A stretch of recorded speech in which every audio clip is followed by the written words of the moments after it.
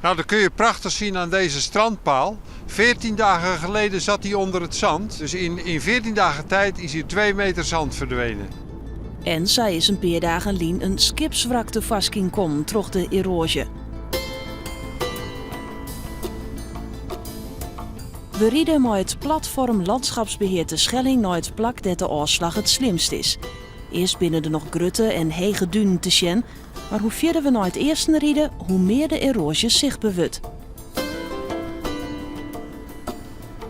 Aan de eind van het eiland is er geen dun meer oer. We staan hier aan het eind van het eiland bij het Amelandergat. We staan hier op de Stuifdijk. Onze zorg is dat hier nog ruim een kilometer van deze Stuifdijk de komende 10 jaar zal verdwijnen. Er is ook al heel veel verdwenen. Wij hebben met metingen door kaarten over elkaar te leggen hebben aangetoond dat in 30 jaar hier 370 hectare prachtige natuur verloren is gegaan. Nevens Rijkswettensteert is de veiligheid van de eilandbewoners net in gevaar. Ze binnen dan ook net van doel om het zand weer rond te vullen.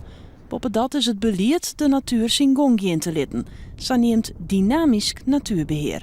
Wat je dan ziet, met name op de bosplaat en dergelijke, is dat er een heel mooi natuurgebied ontstaat.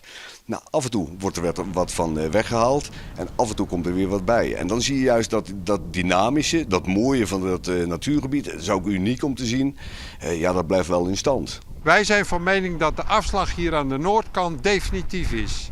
Mogelijk dat na 10 jaar hier de zaak weer aan gaat groeien, maar ook dat is nog steeds onzeker. Want hier is sprake van een cyclus van 60 jaar, die zou nu al moeten ingaan. Dat zien we niet. We hebben nog zeker 10 jaar verlies hier voor de boeg. We raken wel heel veel mooie natuur kwijt. En daar zijn we het wel allemaal over eens. De Cupidospolder is een van de mooiste gebieden wat betreft Natura 2000 en de instandhoudingsdoelstellingen. En we zien dat gewoon iedere dag verder in zee verdwijnen. Dus dat is ongelooflijk in tegenspraak met elkaar. En niemand doet daar wat aan.